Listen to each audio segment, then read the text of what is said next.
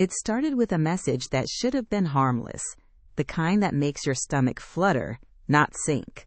I was sitting on the couch, half watching a movie, when my phone buzzed with a notification from a name I didn't recognize. The first line said, "Hi, you don't know me, but I have the sweetest idea for Daniel's birthday, and I thought you could help me surprise him." For a second, I smiled, until the meaning hit me, word by word, like cold water. His birthday. Surprise. Help me. I froze. My thumb hovered over the screen, as if touching it again might change the words. At first, it didn't even register as betrayal. It was too surreal for that. It felt like an administrative error in my own life, something that shouldn't exist in the same reality as me.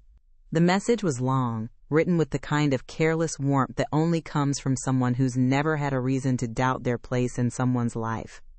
She used emojis, hearts, exclamation marks.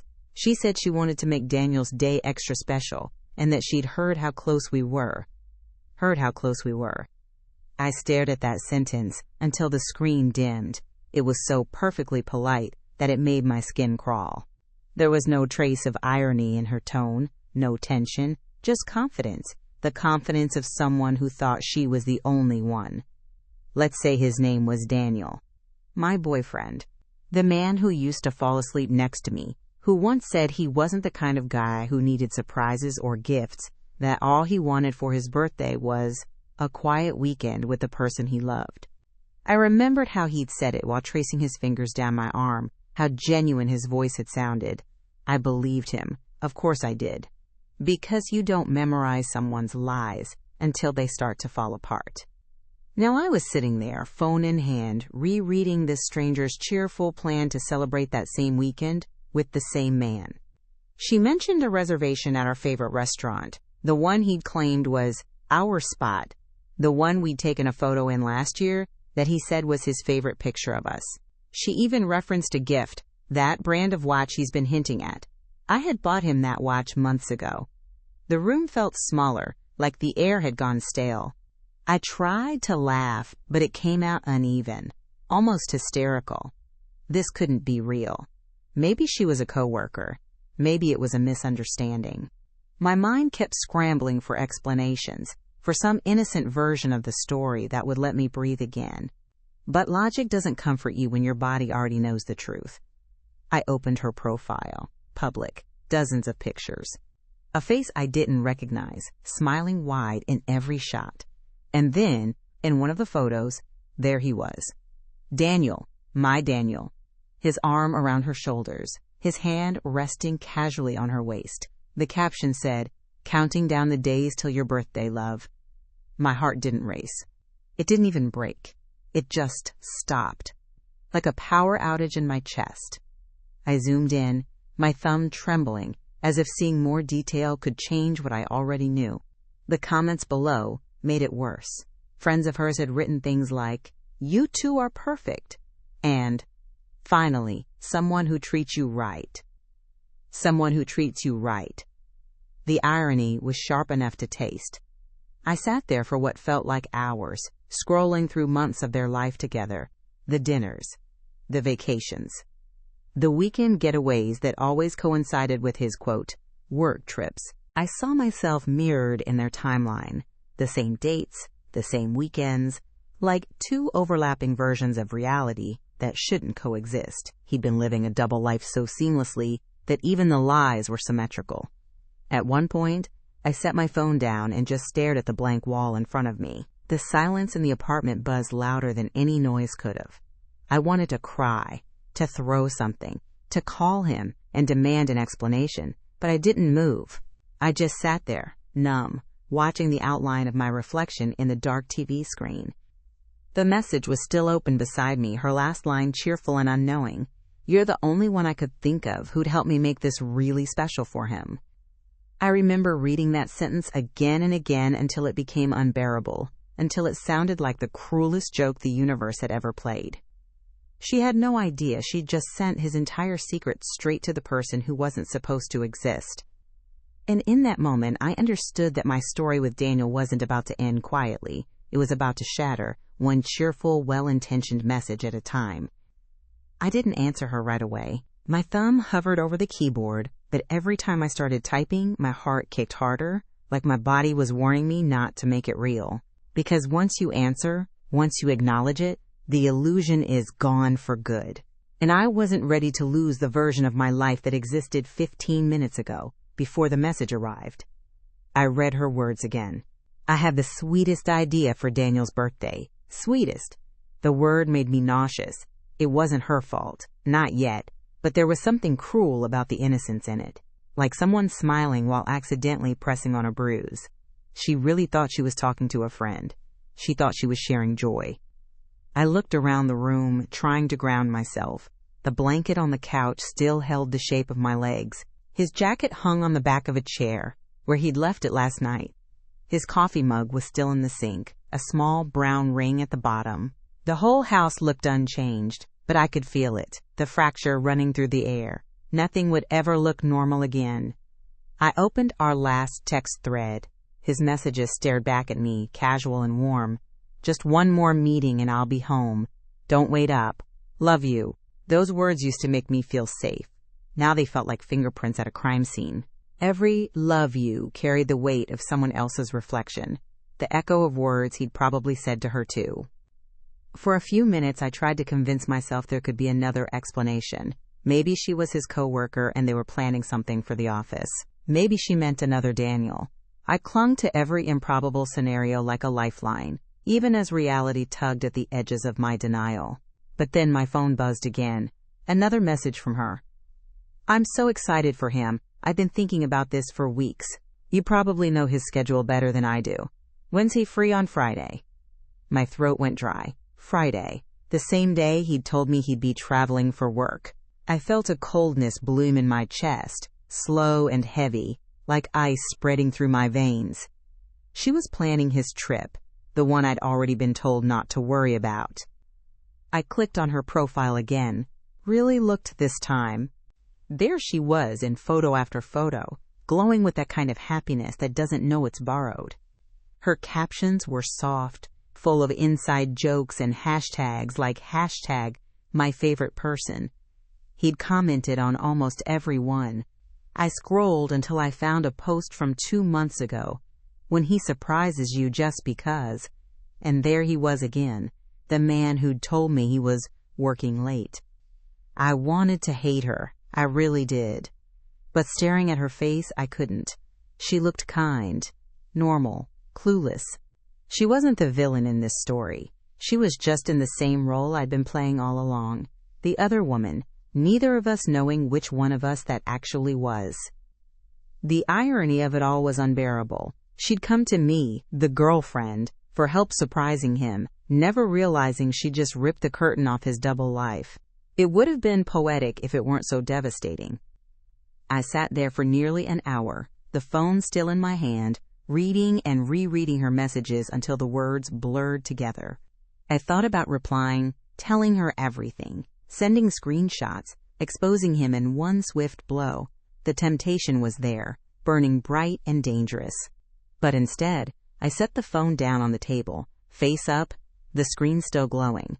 I couldn't bring myself to shatter her world the way mine had just been shattered. Not yet. When Daniel finally texted that evening, heading home soon, missed you today, my hands went still. The words looked the same as always, but now I could see right through them. They were lines in a script he'd been rehearsing for months. I typed back, "Can't wait to see you." My reflection in the dark window stared back at me as I hit send. I didn't mean the words, not even a little, but I needed him calm, unsuspecting.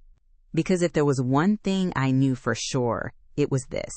Lies unravel best when the liar doesn't know they're being watched. And that night, for the first time in our relationship, I decided to stop believing him and start studying him. Before the message, before the unraveling, there had been years of quiet certainty, or what I thought was certainty.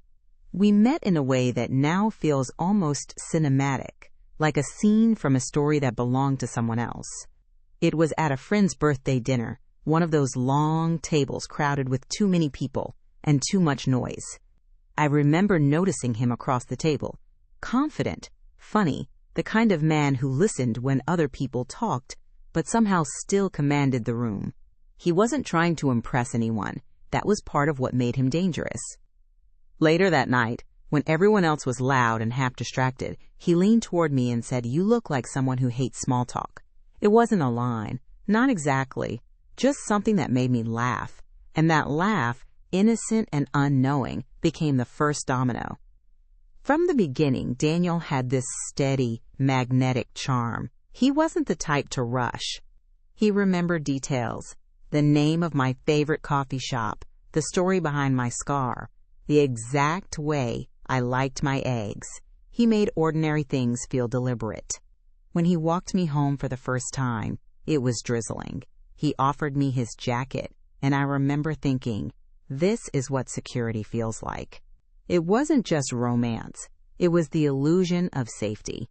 The early months were a blur of comfort. Late-night drives, takeout dinners, long phone calls that stretched until dawn. He said all the right things, but with enough imperfection to sound real. "I'm not perfect," he'd tell me, "but I'm honest." I used to smile when he said that. Now the irony tastes bitter. When we moved in together, it felt natural, effortless. He was the kind of person who made life seem easy. He fixed leaky faucets, cooked on weekends, left notes on the fridge when he knew I'd had a rough week. "You make me want to be better," he'd written once. I kept that note on the mirror for months, thinking it meant something permanent. He met my parents. They adored him. My mom said, "He looks at you like you're the only person in the room." My dad shook his hand and told me, "This one's solid." I believed them. He looked the part. Steady job, good manners, kind smile. The kind of man who fooled everyone because he'd mastered sincerity as performance. The first red flags were so faint, they barely registered. A late text, a forgotten plan, a vague story about a meeting that ran long. Every time he'd soften his voice, take my hand, and say something that made me feel silly for doubting him. "You know I'd never do anything to hurt you," he'd say, and I'd nod. Because at the time, it was easier to believe him than to admit that something in my gut had already started whispering no. We had rituals: Friday night movies, Sunday grocery runs, morning coffee together before work. Those small routines became the architecture of our life. I used to tell my friends that being with him made me feel settled, like I'd finally stopped chasing after uncertainty. It's wild how quickly comfort can turn into complacency, and how easily love can disguise dependency when you're too happy to notice the difference. When I think back now, there were moments that almost gave him away. The time he changed his phone password because of work. The night he left his laptop open and quickly closed it when I walked into the room. The work trips that appeared out of nowhere. Always just a few days. Always perfectly timed between our plans. I used to tell myself that was what adult relationships looked like. Trust, independence, space. But maybe I wasn't giving him space. Maybe I was just giving him room to hide. Still, for the longest time, he was convincing. He looked at me the way men in movies look at women they don't plan to ruin. He made me feel chosen. And when you believe you've been chosen, you stop asking questions that might get you unchosen. That's the cruelest part of it all, how normal it felt, how ordinary.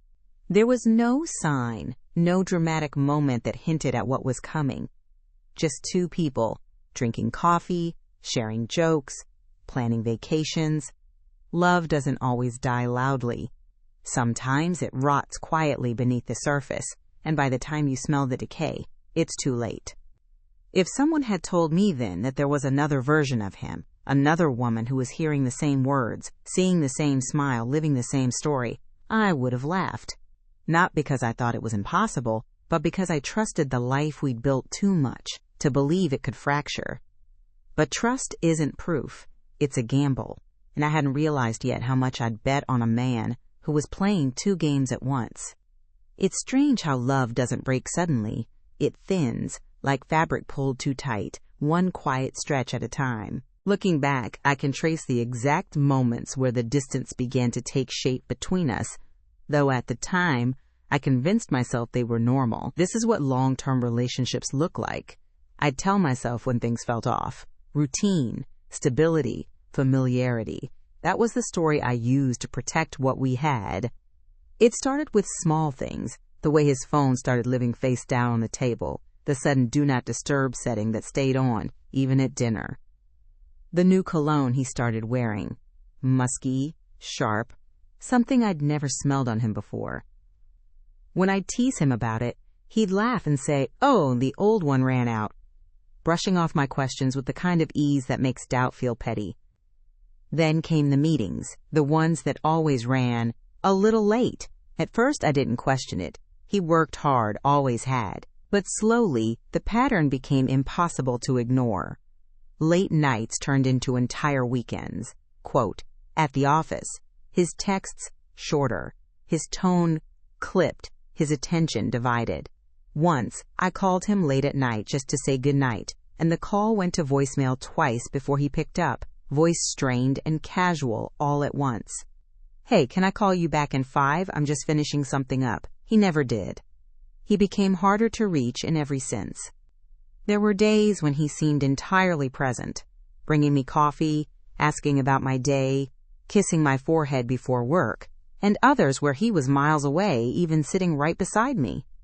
His eyes stopped holding mine for long. His laughter started sounding like muscle memory. When I'd ask if something was wrong, he always smiled that careful smile. "You're imagining things," he'd say. "Work's just been insane lately." The phrase became his shield, and I believed it because I wanted to. Believing him meant keeping the peace. Doubting him meant tearing down everything we'd built. There was one night that stands out, maybe because it was the first time my body felt the truth, even while my mind tried to deny it. He was getting ready for another networking dinner. He stood in front of the mirror, buttoning his shirt, humming quietly.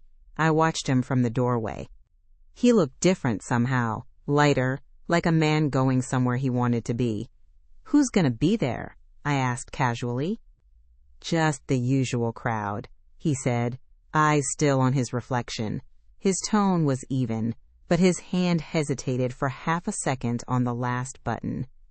A tiny flicker. A tell. I remember that hesitation more clearly than anything else from that night. When he left, I sat on the couch and waited. Not for him to come back, but for the uneasy feeling to pass. It didn't. It lingered like a hum under my skin, low and constant. That was when I started noticing other things. The faint smell of perfume on his shirt, the occasional unexplainable charge on his credit card, the way his story started to shift when I asked for details. Still, every time I tried to piece things together, guilt silenced me. I didn't want to be the suspicious girlfriend, the paranoid one. He'd done a perfect job teaching me how to doubt myself before I ever doubted him. That's the quiet genius of manipulation. It doesn't make you mistrust others. It makes you mistrust your own intuition. One night, after he'd fallen asleep beside me, I stared at him in the dark. The rhythm of his breathing was steady, peaceful. I wanted to reach out and shake him, to ask who he really was when I wasn't looking. But I didn't. Instead, I just whispered, "Are you still here?" He didn't stir. I think that was my answer.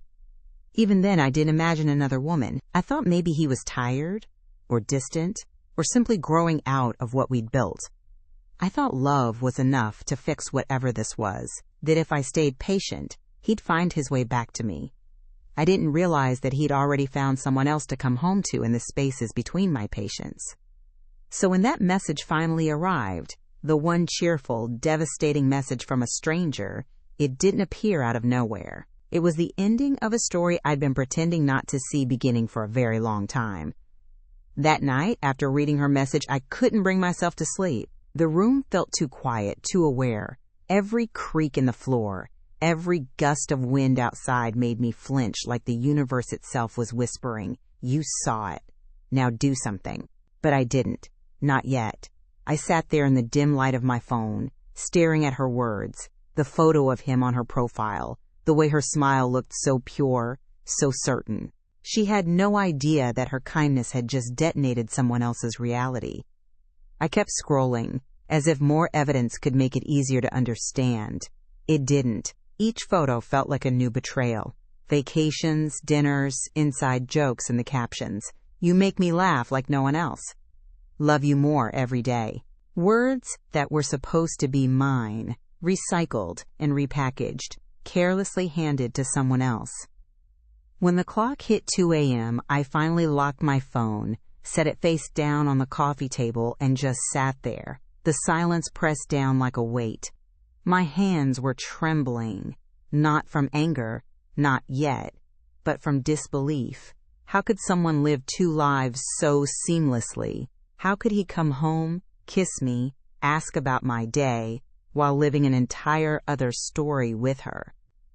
At some point, I realized my phone was still glowing faintly, lighting the room in soft blue. A new message from her. Hey! Not sure if you got my text. Daniel said you're great at planning things. Could you help me figure out what time to surprise him?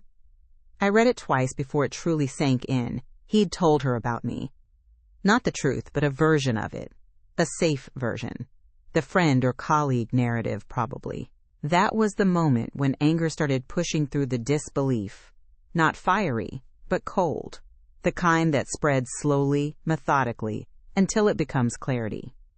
I opened his messages next. Nothing out of the ordinary. The usual affectionate lines, the predictable pattern of a man who's memorized what love is supposed to sound like. Good night, baby. Miss you. Don't wait up. I realized I could practically write his messages for him. That's how formulaic they'd become. That's how rehearsed he was. For a split second, I almost texted him right then. I pictured it, the way he'd panic, the way he'd try to control the narrative. You're overreacting. She's just a friend. It's not what you think. I could already hear his voice saying it, the same calm tone he used whenever he wanted to make me doubt my own mind. And suddenly, I didn't want his explanations. I wanted his silence. So I made a plan, not a grand one, just small steps. I screenshotted everything, her message, their photos, his comments. I put them all in a folder, labeled work receipts, because irony felt safer than rage. Then I started watching him, closely. The next morning, he walked into the kitchen like nothing was wrong, kissed my forehead, poured his coffee, smiled. You look tired, he said. I nearly laughed at that. Didn't sleep much, I replied. Weird dreams. He nodded, completely unaware that the dream had already ended, and he was the nightmare I'd just woken from. As he talked, I watched him the way you study a stranger who seems familiar. Every movement looked deliberate now.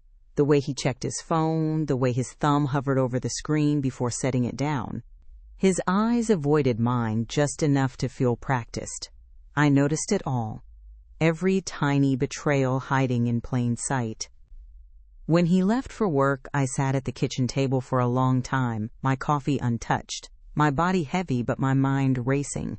I wanted to call her, to tell her who I was, to tell her she wasn't the one planning a surprise. She was the surprise, but I couldn't bring myself to do it. Not yet. I needed to know everything first. Over the next few days, I became someone I didn't recognize. Quiet, watchful, controlled. I'd check his location when he said he was working late. Scroll through social media to see if she posted anything new. Each discovery felt like a pinprick, small but cumulative. Little cuts that bled together until I was raw. Then, on Friday, the day of his supposed work trip, I got the confirmation I didn't want, but expected. She posted a photo, the two of them together at a cozy restaurant, a birthday cake between them, candles glowing, his hand resting on hers. The caption, "Surprise?" He had no idea. I stared at the screen until my eyes burned. The irony of those words almost made me laugh. Because she was right. He had no idea either. Not that I knew everything. Not that this time, it was my turn to plan the surprise. I didn't cry. I didn't throw the phone. I just exhaled slowly, the kind of exhale that sounds a lot like the beginning of the end. When I saw that photo, the cake, the smile, her hand under his, something inside me clicked into place. It wasn't shock anymore. It wasn't even anger. It was stillness.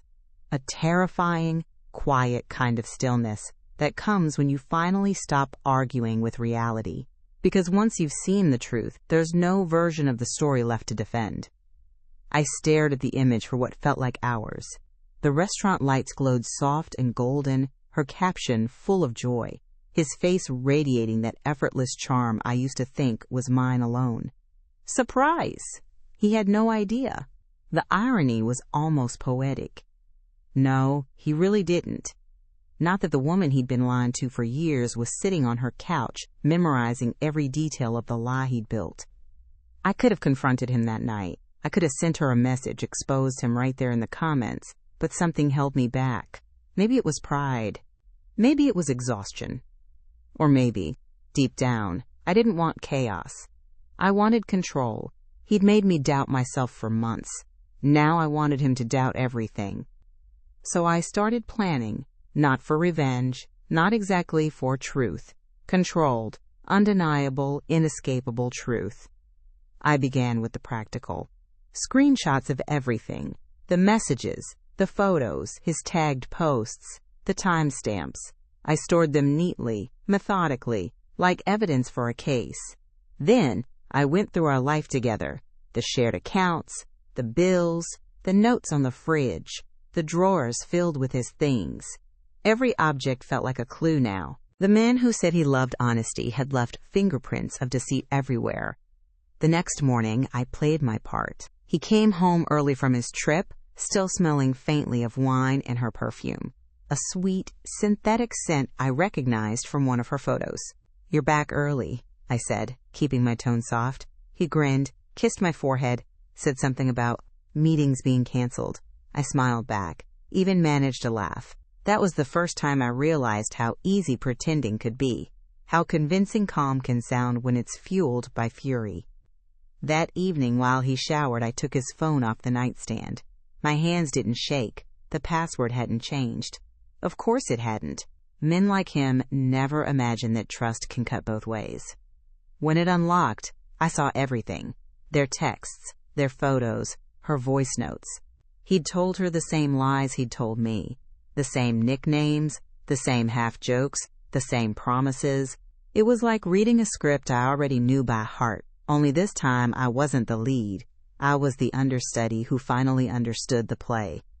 One message caught my eye. "I'm sorry we couldn't spend more time together this weekend. She was home earlier than I expected." I remember whispering that line out loud, just to hear how it sounded in the air. He wasn't even creative in his betrayal. He was lazy, efficient. Like infidelity was just another task he'd learned to multitask between emails and errands. When he came out of the bathroom, towel around his neck, I handed the phone back to him. He didn't notice, didn't suspect a thing. He just smiled and asked, "What's for dinner?" "Something simple," I said. "I'm too tired to cook." That night, lying next to him, I listened to the steady rhythm of his breathing. My mind wasn't racing anymore. It was planning. I'd let him hang himself with his own routine, let him believe everything was normal, because I wanted him comfortable when it all fell apart. I wanted to see the exact second realization hit, that the woman who used to wait for his lies was now the one setting the stage for his truth. Over the next few days, I kept my distance just enough to make him curious. When he called from work, I let it ring twice before answering. When he came home, I was polite, calm, almost distant. He started noticing. "Everything okay?" he asked one night, watching me across the dinner table. "Of course," I said, smiling. "Why wouldn't it be?" He hesitated, studying me, trying to find his reflection in my expression. He couldn't, because I wasn't mirroring him anymore. I was watching him, every movement, every word. On Thursday, I got another message from her. "Thanks again for helping with the surprise. He said it was perfect." I stared at it for a long time before typing back, "You have no idea how perfect it really was." I didn't hit send, not yet. I just saved it in drafts, ready for the moment I'd decide to end the show. That weekend, I told him I wanted to do something special for him. A small dinner, just us, to make up for missing his birthday. He smiled, looked relieved even. "You didn't have to," he said. "Oh, but I did, because love hadn't destroyed me. Deception had taught me precision." And as he kissed my cheek, already half distracted by his phone, I realized this wasn't heartbreak anymore. It was preparation. The night I decided to confront him didn't feel cinematic or triumphant. It felt surgical, Cold, deliberate, quiet. I'd spent the entire day preparing for it, but not in the dramatic way you might imagine. I didn't plan an explosive scene or rehearse a speech. I just needed him to walk straight into the truth without realizing that the floor beneath him had already been removed. He came home at 7, punctual, cheerful, humming under his breath. He kissed me on the cheek, called me baby, and said something about how good dinner smelled. He didn't notice that my smile didn't quite reach my eyes. Or maybe he did, and just didn't care enough to ask. That's the thing about men who lie. They get so comfortable in deceit that they mistake silence for stability. I'd set the table carefully. Candles, wine. His favorite meal, the one I always made when we were celebrating something. The irony was delicious. I wanted it to look perfect. I wanted him relaxed. The storm needed calm skies before it hit. "Wow," he said, pulling out his chair. "What's all this for?" I shrugged, sitting opposite him. "For you.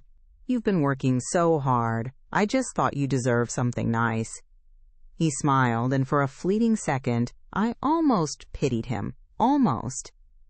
We talked about nothing for a while. His job, the weather, a coworker who never stopped complaining. He even mentioned Melissa, casually, of course. "She's been handling that new client," he said. Tone smooth, unbothered. I told her she should take a break. She's been overdoing it. It took everything in me not to laugh. The performance was flawless. I wondered if he'd practiced in the mirror before learning to lie so easily. I poured us both wine. My hands didn't shake. My voice didn't falter. "You've always been good at taking care of people," I said softly. He smiled, touched by what he thought was admiration. "I try." "That's what I love about you," I added. "How generous you are with your attention." He chuckled, unaware of the trap tightening around him. "You make me sound better than I am." I tilted my head. "Maybe not better, just divided." He looked up, confused. "What?" I leaned back in my chair, my tone still calm, almost conversational. "It's exhausting, isn't it? Keeping 2 lives balanced like that. 2 phones, 2 stories, 2 birthdays." The color drained from his face so fast, I almost felt the temperature in the room drop. "What are you talking about?" he said, voice suddenly sharp. "Melissa," I replied, simple as that. The name fell between us like a stone into still water, small but loud enough to echo. He blinked, stammered. She's a friend from work." I interrupted, still composed. "She planned a birthday surprise for you. Messaged me about it, actually. Sweet girl. I think she really loves you." His mouth opened, then closed again. No sound coming out. The mask had cracked. The silence that followed was heavy and raw, filled with all the words he couldn't manipulate fast enough to save himself. It's not what you think," he finally said, predictable as clockwork. I smiled, tired. "You don't even know what I think anymore, Daniel. You stopped earning that privilege a long time ago." He tried again, desperate now. "It was complicated, okay? I didn't mean for it to happen. Things got confusing." "Confusing?" I repeated softly. "You call 2 relationships confusing?" He pushed his chair back, hands trembling, eyes darting around the room like he was looking for an exit that didn't exist. "You're blowing this out of proportion." Quote. I let out a quiet, humorless laugh. "No, I'm just finally seeing the proportions for what they are." I reached into my bag and slid my phone across the table. "Go ahead," I said. "Open the messages. Read them. I've already seen everything." He didn't move. His hand stayed flat on the table, the pulse in his wrist visible beneath the skin. The air between us turned sharp, that fragile moment when denial finally collapses under the weight of evidence. When he finally looked at me again, his voice broke. "I never wanted to hurt you." "Then why did you keep doing it?" I asked quietly. He didn't answer. He couldn't. Because the truth was, men like him don't cheat because of weakness or accident. They cheat because they believe they can, and because they count on the people who love them to forgive them. I stood, collecting my plate. The scrape of porcelain against wood sounded final. "Dinner's over," I said softly. "So is this." He reached out, voice trembling. "Wait, please, can we just talk about—" But I was already walking away. I didn't shout. I didn't slam the door. I just left the table the same way he'd left our relationship. Quietly, carelessly, without looking back. And as I stepped outside into the cold night air, the sound of the door clicking shut behind me didn't feel like an ending. It felt like release. When the door shut behind me, the night air hit like a shock. Cold, biting, almost cleansing. I didn't have a plan. I didn't have a bag packed or a destination in mind. I just walked. The street was quiet, the kind of quiet that feels almost staged, like the world was politely stepping aside to let my life collapse in peace. My body was moving, but my mind lagged somewhere behind, replaying the scene on an endless loop. The candles, the table, his face when he realized I knew. For months I'd imagined this moment, but it wasn't like I expected. There was no screaming, no tears, no chaos, just an eerie calm. I think that's what happens when the person who's been gaslighting you for years finally runs out of words. The silence becomes its own kind of victory. I walked until the houses thinned out and the cold began to sting through my jacket. My phone buzzed over and over in my pocket, his name lighting up the screen again and again. I didn't answer. I couldn't. I let it ring until the sound felt distant, irrelevant. I didn't owe him my pain anymore. Eventually, I stopped at a small park near the edge of town, the same one where we'd once taken photos for our anniversary. Back then, the world had seemed so easy, so permanent. Now the benches were slick with frost, the trees skeletal against the dark sky.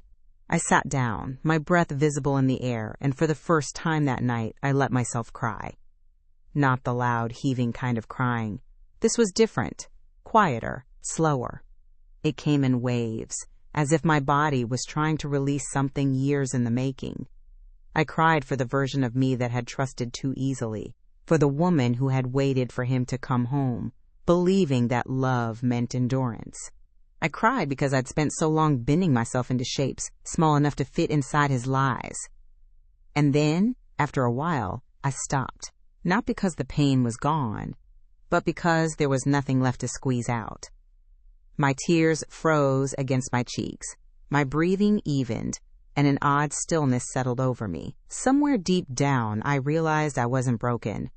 I was just empty. And emptiness, for the first time, didn't feel like a threat. It felt like space. I pulled out my phone eventually, dozens of missed calls. Messages piling up like confessions I didn't need to read. "Please, can we talk? I made a mistake. You're overreacting." That last one almost made me laugh. Even now, he couldn't help himself. He needed to stay in control of the narrative, to make me question my own reaction, to frame the destruction as a misunderstanding. I scrolled further, one from Melissa. "Hey, is everything okay? Daniel hasn't answered me. I hope he's all right." That one hurt more than his did. I could picture her sitting somewhere, confused, worried, still living inside the lie he'd built for both of us. For a moment, I wanted to tell her everything, send her the screenshots, forward the texts, shatter her illusion too. But then I realized she'd get there eventually, the same way I had. The truth always arrives. It's just a matter of when you stop protecting the person who betrayed you. So I didn't reply, not to her, not to him. I just turned my phone off, slid it into my pocket, and sat there until the first hint of dawn crept over the horizon. The sky shifted from black to pale blue, and with it came a strange calm, a feeling that something had ended, yes, but also something had finally begun. When I finally stood up, my body felt lighter, like I'd left pieces of the pain behind on that bench. I walked home slowly, the streets empty, the world quiet. The apartment was dark when I got back. He was gone, maybe to work, maybe to her. It didn't matter. The silence he left behind wasn't suffocating anymore. It was mine. I made coffee, even though my hands were still trembling, and watched the steam rise from the mug.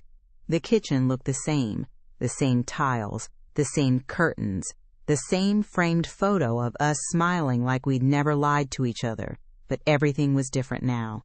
The illusion had burned away, and what was left was clarity. Brutal, unfiltered, honest. Standing there in the early light, I realized I didn't hate him. Not really. Hate would have meant he still had power. What I felt was deeper, quieter, indifference beginning to take root. It was the first small seed of freedom. And as the sun finally broke through the window, warm against my skin, I whispered something into the empty room. Not to him, not even to her, but to myself. Never again. The morning after everything ended didn't feel like a victory. It felt like a hangover. Not the kind from wine, but from months of tension, gaslighting, and sleepless nights. My body was exhausted, my mind hollow, as if I'd been living in a storm that had finally gone silent. The quiet wasn't comforting yet. It was heavy, the kind of silence that rings in your ears because it's too big to get used to.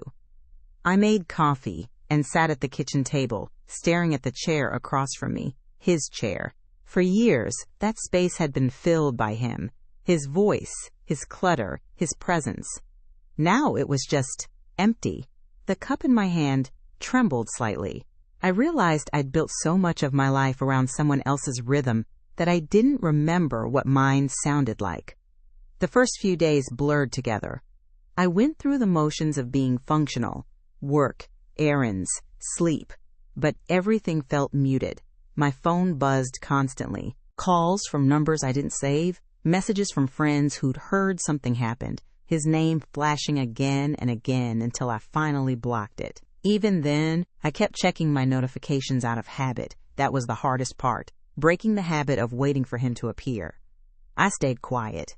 I didn't tell anyone the full story. How do you even explain something like that? That your heartbreak began with a cheerful stranger trying to plan a surprise party. That you were blindsided not by betrayal, but by someone else's happiness built on top of your pain? It sounded absurd, like bad fiction. And maybe that was the worst part. Realizing your own life had turned into something you'd never have believed if someone else told it. By the end of the week, I couldn't stand being in the apartment anymore. Every corner held a ghost. The couch where we'd watched movies, the wall where our photos still hung, the scent of his cologne lingering like residue of a lie. I packed a bag, just the essentials, and drove to a small cabin 2 hours out of the city. I didn't tell anyone where I was going. I just needed air that didn't smell like the past. The cabin was old, small, and quiet in a way I'd forgotten was possible. No traffic, no buzzing phone, no voices. Just wind through the trees and the creak of wood settling at night. For the first time in months, I slept. Deeply, dreamlessly. When I woke the next morning, sunlight was spilling across the floor, and the quiet didn't feel suffocating anymore. It felt kind. The days there passed slowly. I cooked simple meals, walked by the lake, wrote in a journal I hadn't touched in years. I didn't write about him, not directly. I wrote about everything else. About the sound of rain on the roof. About how coffee tastes better when you drink it alone but at peace. About the strange relief of not having to explain yourself to anyone. Healing didn't arrive in a rush. It came in fragments. A good night's sleep, a full breath, a morning without dread. One evening, I took out my phone and scrolled through old photos. There he was, smiling, his arm around me, eyes full of that fake tenderness I'd once mistaken for love. I didn't delete them. Not right away. I just stared, waiting for the ache to come. But it didn't. The pain had dulled, replaced by something cleaner, detachment. That's when I knew I was starting to let go. I texted my friend that night, the first real conversation I'd had since everything ended. She asked how I was doing. I thought about lying, about saying I'm fine, but instead I wrote, I'm figuring it out. It was the most honest answer I'd given in months. The next morning I watched the sunrise over the lake. The sky turned from dark blue to gold, the water reflecting it back like a quiet promise. For the first time, I didn't think about him. Not what he was doing, not who he was with, not whether he missed me. My mind was still, and the silence didn't hurt. Healing wasn't loud. It wasn't a transformation anyone else could see. It was slow and internal, like rebuilding a house from the inside out, room by room, wall by wall. It wasn't pretty yet, but it was mine. When I finally packed up to leave the cabin, I folded my clothes carefully, cleaned the kitchen, left a note on the counter for the owner. "Thank you, this place saved me." I locked the door behind me, took one last look at the trees swaying in the wind, and felt a sense of peace so foreign it almost scared me. On the drive home, I didn't replay the past. I didn't draft imaginary speeches or revenge fantasies. I just drove. Window down, air cold against my face, music low and steady. I didn't need to rewrite what had happened anymore. I just needed to live what came after. And for the first time, that felt like enough. Coming back from the cabin felt like stepping into a different version of my own life. The apartment was the same. Same furniture, same smell of coffee and laundry detergent, but I wasn't. I stood in the doorway for a long moment, letting my eyes adjust to the stillness. It was strange how quickly a place could turn from a home into an exhibit of who you used to be. The photos on the wall looked like artifacts. The couch looked too big for one person, but for the first time, that emptiness didn't feel like punishment. It felt like proof that I'd survived. I started unpacking slowly, one drawer at a time. There were still pieces of him everywhere. His sweatshirt folded at the back of a closet, his notes on the fridge, the half-used bottle of his shampoo in the shower. I didn't throw them out immediately. I just touched each one, acknowledged what it meant, and set it aside. There was no ceremony, no dramatic purge, just quiet acceptance that his presence no longer held power here. By the end of the night, I had a box, not full, but heavy enough. Inside were fragments of a life that had expired, our framed anniversary photo, a few birthday cards, the book he never finished reading, a watch he'd once left on my nightstand. I taped it shut and wrote nothing on the box. No labels, no names, just a seal between what was and what no longer needed to be. The next morning, I drove to a donation center across town. It was raining, not a storm, just a soft, gray drizzle that made the streets shimmer. I left the box on the counter and walked out without looking back. I didn't feel heroic or dramatic, just lighter. It's funny how letting go doesn't always look like freedom. Sometimes it's just quiet, deliberate movement. The rest of the week passed in small acts of rebuilding. I painted one wall in the living room a soft, unfamiliar color, something that didn't remind me of us. I rearranged the furniture. I replaced our framed photos with new ones. My friends, my parents, a few landscapes from the cabin. The space finally looked like mine. It's amazing how healing can start with something as simple as moving a chair to the other side of the room. One evening, I found myself scrolling through old texts again, not because I missed him, but because I wanted to see how it all looked now, from this distance. The lies didn't sting anymore. They looked small, almost pitiful. I deleted them all, not as an act of anger, but of mercy. For both of us. I didn't need to carry evidence of someone else's weakness. A few days later, he texted, a number I'd unblocked without realizing. The message was short. "I heard you moved on. I'm glad you're doing okay." For a moment, I just stared at it, my thumb hovering over the screen. A few months ago, those words would have sent me spiraling. Now, they felt irrelevant, like reading a line from a story I'd already finished. I didn't reply. I didn't need to. Some things deserve silence more than closure. That night, I wrote in my journal again, not about him, but about me, about the things I'd learned. That trust is a risk worth taking, even if it breaks you. That forgiveness isn't a gift for the person who hurt you. It's a release for yourself. And that sometimes the hardest part of healing isn't letting go of them. It's forgiving the version of yourself who stayed too long. Weeks passed. The ache that once lived in my chest turned into something gentler, a reminder, not a wound. I started laughing again, not the polite kind, but the real, unrestrained kind that bubbles up unexpectedly. I took long walks in the evening, found new favorite cafes, started sleeping through the night. Healing didn't come as an epiphany. It came as a rhythm. A new one, mine alone. One Sunday afternoon, I walked by a small bookstore downtown and went inside. Near the counter, there was a display of cards. One caught my eye, simple, with a quote written in fine script. "Forgive yourself for not knowing what you didn't know before you learned it." I bought it without thinking and pinned it on my wall when I got home. It wasn't decoration. It was truth. That evening I lit a candle, poured a glass of wine, and sat by the window watching the city lights flicker to life. The reflection in the glass didn't look like the woman who had once waited for him to come home. She looked steadier, quieter, whole. And for the first time, I didn't feel the need to rewrite the past or wish it away. It had already served its purpose. It had broken me open just enough to see myself clearly. I whispered, not out of habit but as a declaration to no one but me. "I forgive you, all of you, him, me, the version of us that never existed." And as the candlelight flickered against the wall, I realized that closure wasn't something I'd found. It was something I'd created. By the time winter faded into spring, the version of me that had lived through him felt like a shadow I'd finally stepped out of.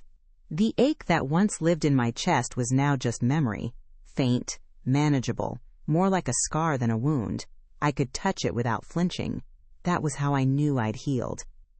The apartment no longer carried traces of him. The air felt different, lighter, cleaner, like the place had been exorcised of everything that used to haunt it. The mornings were my favorite now. I'd wake to sunlight spilling across the kitchen, the smell of coffee filling the room, and a kind of peace that didn't need validation from anyone else. I'd stop by the window sometimes just to breathe it in, the quiet, the steadiness, the unremarkable beauty of an ordinary life that was mine again. Work felt easier too. The same tasks that once drained me now felt grounding. I'd stopped checking my phone between meetings, stopped waiting for messages that would never come. My attention belonged to me again. People started noticing, friends, coworkers, even strangers. "You seem different," they'd say, "happier." I never tried to correct them. Happiness wasn't the right word yet. It was something gentler, contentment maybe, or freedom. I started saying yes to things I used to avoid. A last-minute road trip with friends, a pottery class on Sundays, dinner alone at that restaurant I once couldn't walk past without feeling sick. I ordered a glass of wine, sat by the window, and looked around. The same place where he'd once taken her, probably. And instead of bitterness, I felt gratitude. That the same world that had hurt me could also heal me. The loneliness that used to frighten me had turned into solitude, quiet, deliberate, restorative. I learned to enjoy my own company again. I talked less, listened more. I stopped apologizing for needing space. I filled the silence with music, with books, with laughter that didn't depend on anyone else. Sometimes, when my phone buzzed late at night, I still felt that reflex, that quick flicker of hope or dread, but it passed quickly. It was just muscle memory now, the echo of a life that didn't fit me anymore. I didn't hate him for what he did. I didn't love him either. What I felt was something harder to name, acceptance. Of him, of myself, of everything that had happened. Because pain doesn't always disappear.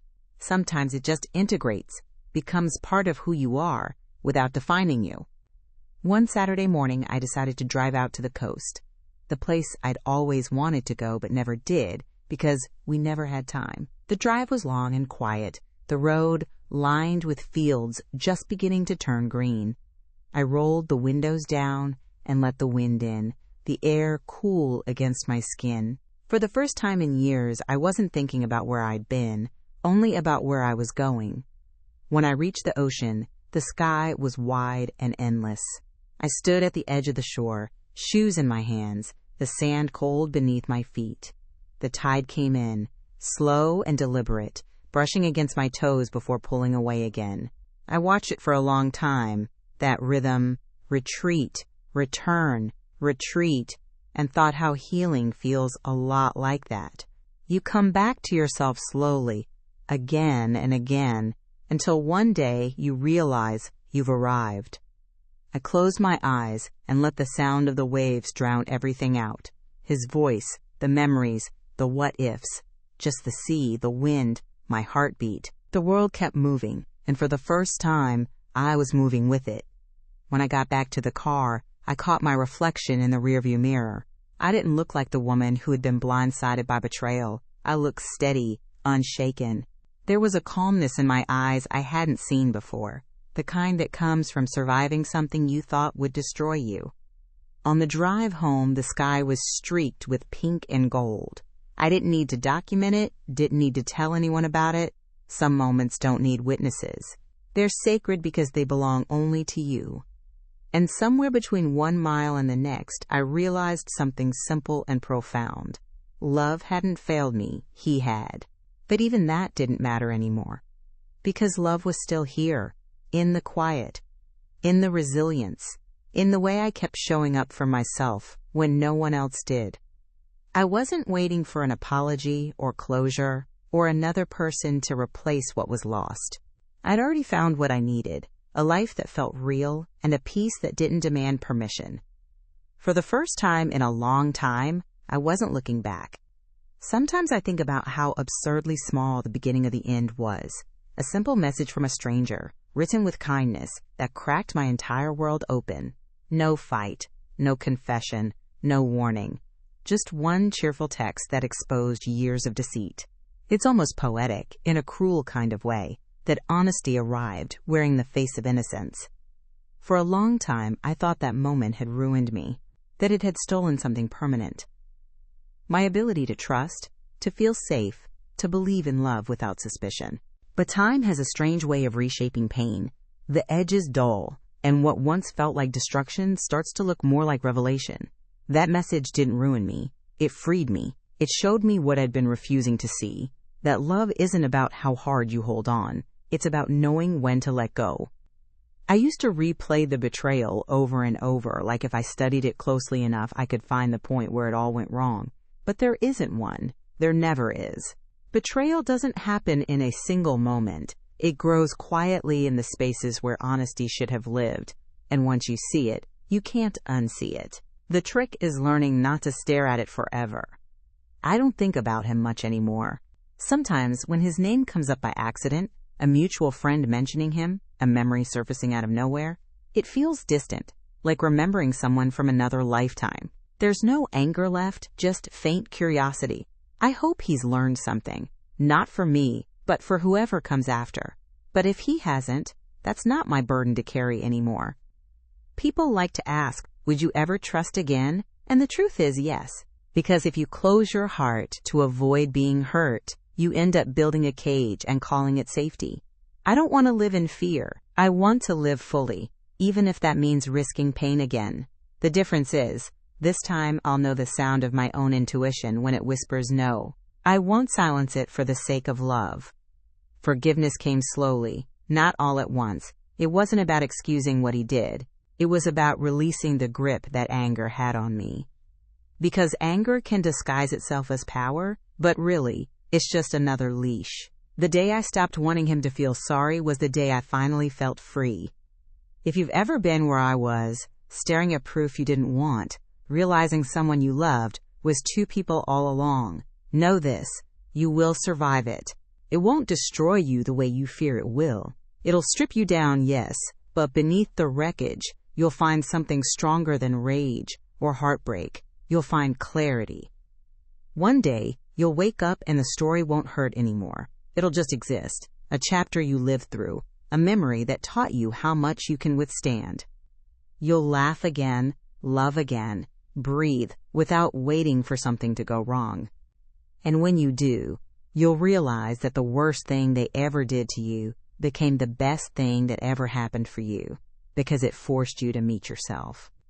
I still have that message saved somewhere, not because I need it, but because it reminds me how fragile truth can look when it first arrives. Just a few lines of text that ended a life I didn't realize was built on lies and began one I finally deserved. If I could speak to the woman I was that night, the one sitting on the couch with her phone in her trembling hand, I'd tell her this: you're not broken, you're just waking up. And if I've learned anything from all of it, it's this: the truth doesn't destroy you. It removes what was never real to begin with. Because sometimes, the most painful gift the universe gives you is the one that finally sets you free. Has this ever happened to you? Share your story in the comments.